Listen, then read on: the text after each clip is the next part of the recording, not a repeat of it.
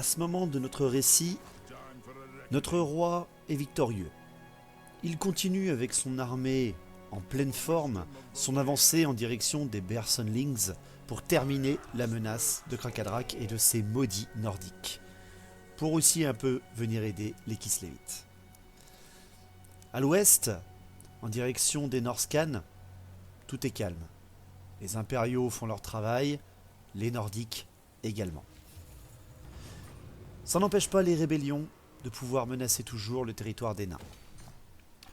Notre roi ordonne une amélioration du repos gelé et décide plutôt de rebrousser chemin pour empêcher les rébellions de menacer ces nouveaux territoires. À peine ces nordiques rebelles apparus que l'armée du roi les extermine, gagnant encore plus d'expérience et son état-major est devenant encore de véritables parangons d'héroïsme et une fierté pour les nains de Krakadrak. Au bûcher hivernal, Mundry Morgrimmel commence à retourner en direction de Krakadrak pour laisser la place à Belegion Gatgold au bûcher hivernal. Il faut qu'il améliore son armée. Les Kislevites amassent des troupes à Volsgrad en prévision des attaques des Bersonlings, tandis que les tentatives de diplomatie envers le roi tueur restent infructueuses. Notre roi ordonne alors à Kislev et à Erengrad, récemment alliés, d'attaquer la Norska pour permettre aux nains de Krakadrak de respirer un petit peu et pouvoir concentrer leurs forces sur les dernières puissances des Bersonlings. Malphos, sous les ordres de notre roi, devient là aussi un endroit de production de ressources et de plus en plus de paix.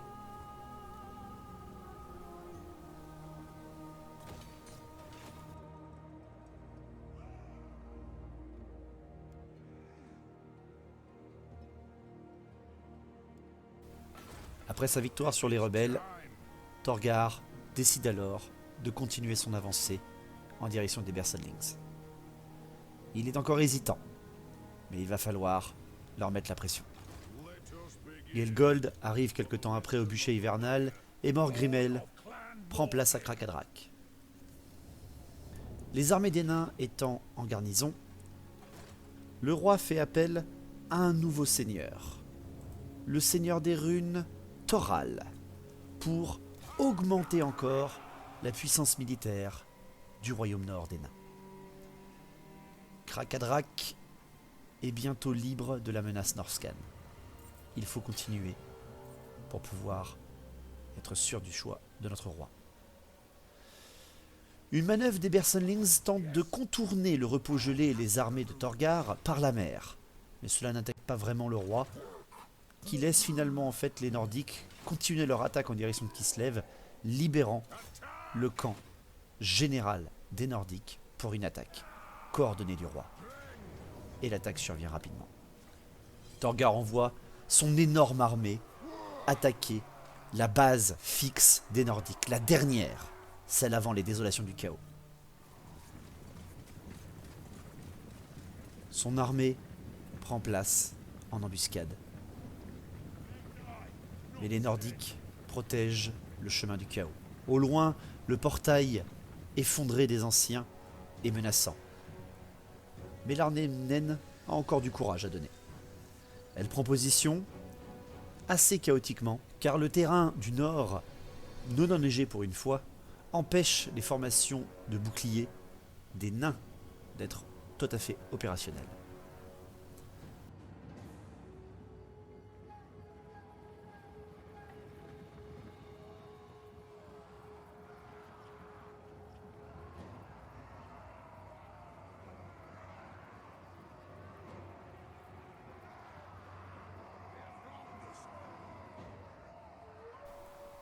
Et Torgar et son état-major sont aguerris. Sous de bons ordres, ils réalignent leur armée, séparant légèrement leurs forces face à la multitude de Nordiques approchant. Le camp des Bersonlings est défendu par des monstres, des chars, de l'infanterie. Ils ne seront pas une mince affaire. Des champions loups écorcheurs court en direction des nains, tandis que les Nordiques subissent la pluie de projectiles des catapultes.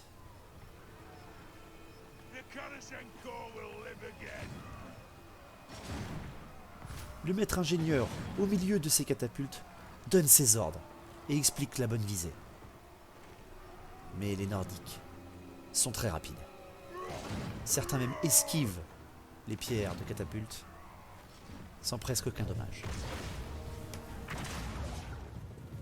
La situation semble mal engagée pour les nains.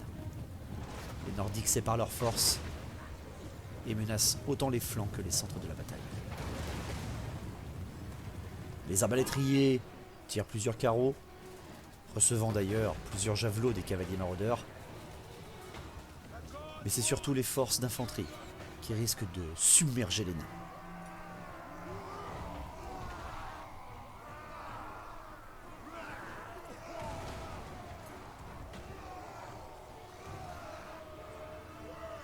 Les premiers à entrer en contact avec les nains sont leurs trolls de glace. Meurtriers, mais pas assez nombreux. Ils sont rapidement stoppés par le mur de bouclier et s'enlisent dans un combat d'usure. Suivent leur infanterie lourde sur le flanc gauche, largement plus nombreuse que les nains. Et celle du flanc droit, qui vient presque submerger le mur de bouclier. Les catapultes prélèvent plusieurs morts et quelques tirs mal ajustés frappent malheureusement les nains dans le dos.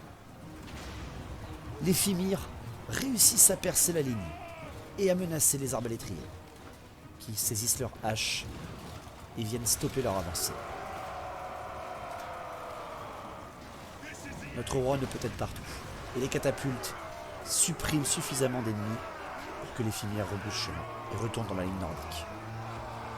Le flanc gauche a bien résisté, en tout cas pour l'instant. Il reste beaucoup de Nordiques.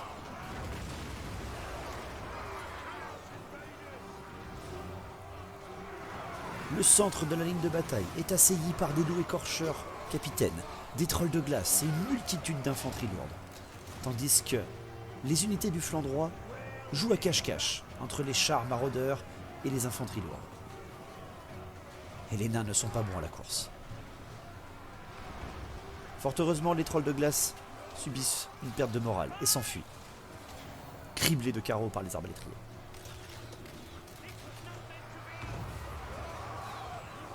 Les régiments maraudeurs sont repoussés les uns après les autres. Mais les nains subissent de très lourdes pertes.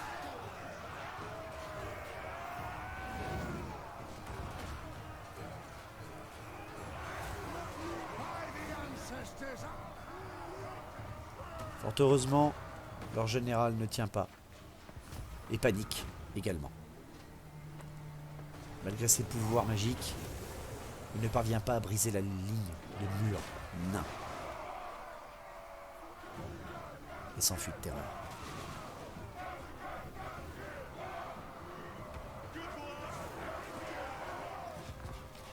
C'est alors qu'un hurlement de terreur frappe sur l'endroit les guerriers nains, car les infanteries lourdes ont percé la ligne et frappent les arbalétriers, tandis que les catapultes sont assaillis par plusieurs régiments ennemis.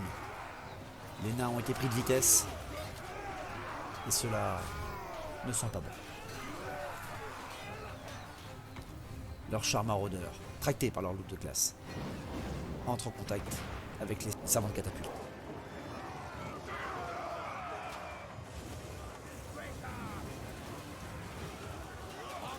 Les arbalétriers encaissent avec courage la charge de l'infanterie lourde et même la repoussent. Les capitaines loups écorcheurs, ainsi que leur général revenu au combat, affrontent les régiments de guerriers nains, mais aussi Thorgar et ses capitaines. Et le face-à-face du général chaotique ne suffit pas à rompre le courage de Thorgar. Il s'enfuit et son arme est vaincue. C'est à ce moment que le camp des Bersenlings tombe, que la dernière province du Nord est sécurisée par les forces de Krakadrak. Et malgré une dernière armée de Nordiques partie attaquer Kislev, les nains sont victorieux. Cette victoire même offre un pacte de non-agression à notre roi Torgar et au roi tueur de Karak-Kadrin. Les humains renforcent leur alliance avec les nains. Et quelques rébellions, derniers résistants nordiques, tentent quelques petites choses sans vraiment inquiéter notre roi. La seule menace qui continue à traîner sur le territoire nain est ces maudits Umbet, en guerre contre les Nordiques, et ainsi donc en guerre contre les nains, et qui attaquent lâchement Mundry Morgrimmel, alors en garnison, au port nordique. Ils sont nombreux. Ce nouvel ennemi de Krakadrak risque de mettre des bâtons dans les roues. Mais l'armée de garnison et le Seigneur des Runes sont prêts. Quelques catapultes, beaucoup de tireurs et une ligne d'infanterie suffisante seront capables d'abattre les Ungor. Seuls les Minotaures inquiètent notre roi et son lieutenant.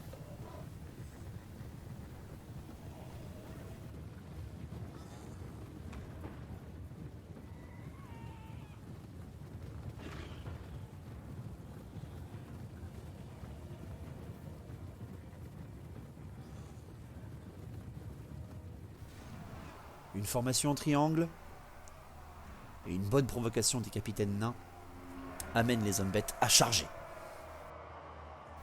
Mais ils ne sont pas connus pour monter de grandes stratégies.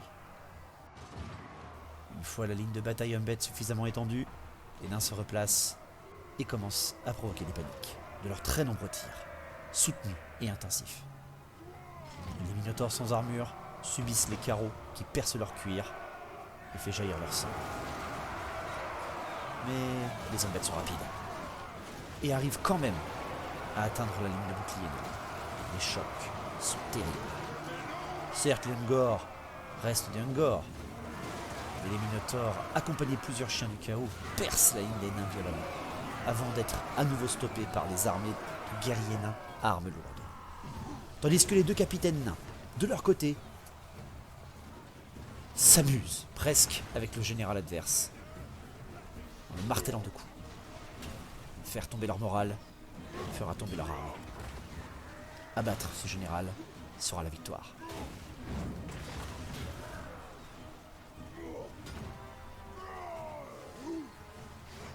Et cela arrive en quelques minutes. Les Minotaures mettent en fuite plusieurs guerriers nains et arrivent même à atteindre les lignes de catapultes. Leur violence reste aussi légendaire que celle des nains. Ils empalent de leurs cornes plusieurs servants et en déchiquettent encore plus avec leurs haches, mais sont alors pris dans un tir croisé d'arbalétriers, ce qui vient rapidement à bout de ses assaillants.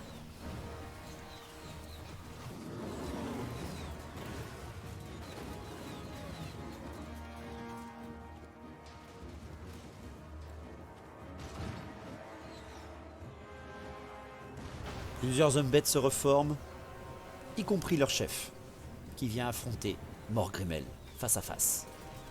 Et le Seigneur des Runes relève le défi, avec vaillance.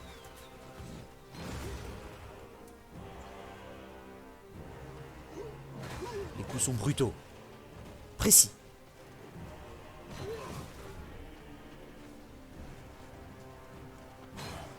La taille du nain importe peu, et tandis que le Seigneur des Runes continue de bloquer le général, le capitaine de garnison, en Bontane, affronte 3 Minotaures à lui seul.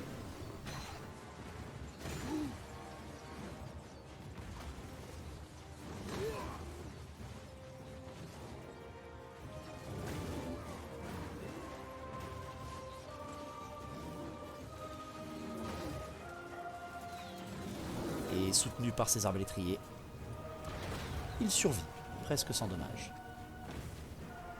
Et au moment où leur général fuit une deuxième fois face à Morgrimmel, la victoire est signée pour les nains.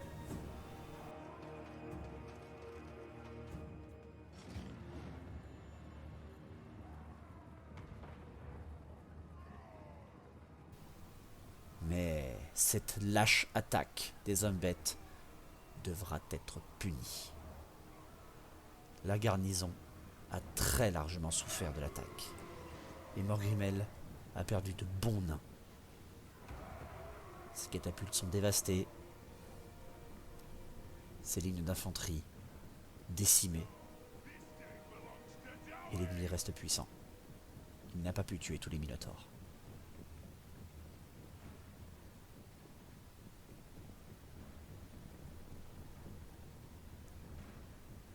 Rapidement, Morgrimmel envoie un message au roi, loin à l'est. Nous sommes attaqués de l'intérieur. Des hommes bêtes rôdent. Et le Seigneur des Runes se mit à attendre la réponse du roi. Réponse qui arrivera très rapidement. Abattez-les tous et massacrez-les pour nos morts. Et ce défi sera rapidement relevé par les généraux nains.